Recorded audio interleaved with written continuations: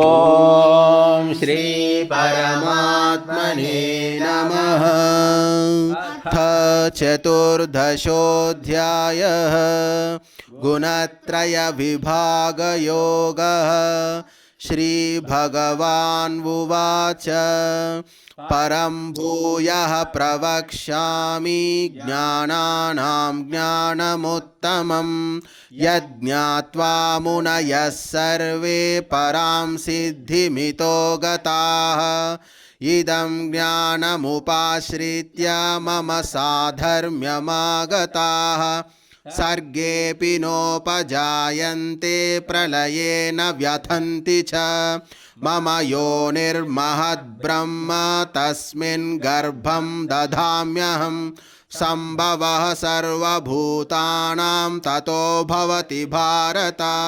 सर्वयोनिषु कौन्तेया मूर्तयः सम्भवन्ति याः तासां ब्रह्म महद्योनिः अहं बीजप्रदः पिता।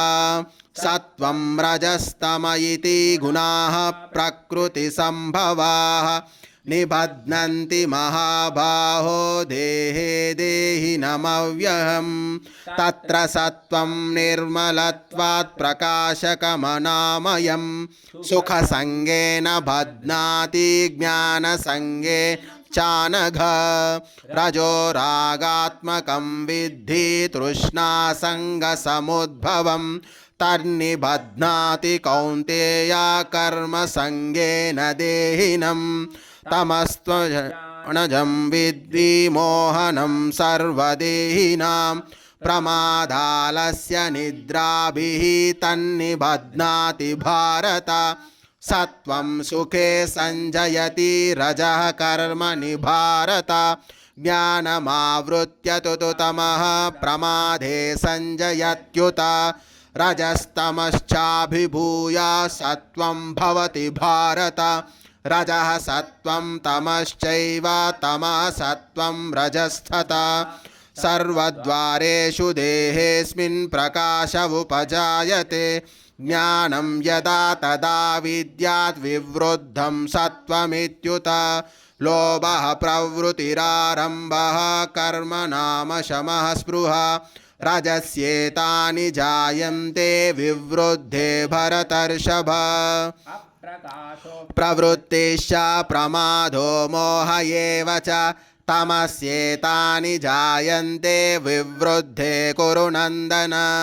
यदा सत्त्वे प्रवृद्धे तो प्रलयं याति देहभृत् तदोत्तमविदां लोकान् अमलान् प्रतिपद्यते। रजसि प्रलयं गत्वा कर्मसङ्गिषु जायते तथा प्रलीनस्तमसि मूढयोनिषु जायते।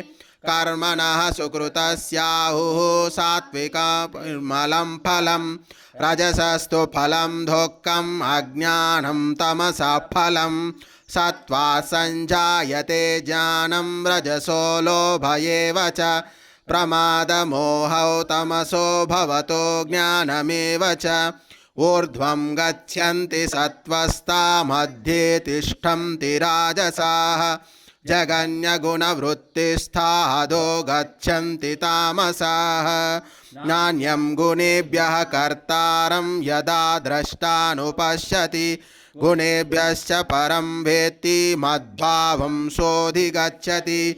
गुणानेतानतीत्यत्रीन् देहि देहसमुद्भवान् जन्म मृत्यु जरा दुःखैः विमुक्तो मृतमश्नुते। अर्जुन उवाच कैर्लिङ्गैः त्रीन् गुणानेतान् अतीतो भवति प्रभो। किमाचारः कथं चैतान् त्रीन् गुणानतिवर्तते। श्रीभगवानुवाच प्रकाशं च प्रवृत्तिं च मोहमेव च पाण्डव। न द्वेष्टि सम्प्रवृत्तानि न निवृत्तानि काङ्क्षति। उदासीनवदासीनो गुणैर्यो न विचाल्यते। वर्तन्त इत्येव योऽवतिष्ठति स्निङ्गते। समदुःखः सुखः स्वस्थः समलोष्टाश्मकाञ्चनः तुल्यप्रिया प्रियो धीरः तुल्यनिन्दात्मसंस्तुतिः अवमानयोस्तुल्यः तुल्यो मित्रारिपक्षयोः सर्वारम्भपरित्यागी गुणातीतः स उच्यते मां च यो व्यभिचारेण भक्तियोगेन सेवते सगुणान् समतीत्यैतान् ब्रह्म भूयाय कल्पते ब्रह्मणो हि प्रतिष्ठाहम् अमृतस्याव्ययस्य च शाश्वतस्य च धर्मस्य सुखसैकान्तिकस्य च तत्सदिति श्रीमद्भगवद्गीतासु उपनिषत्सु ब्रह्मविद्यायां योगशास्त्रे श्रीकृष्णार्जुनसंवादे गुणत्रयविभागयोगो नाम 10ोऽध्यायः।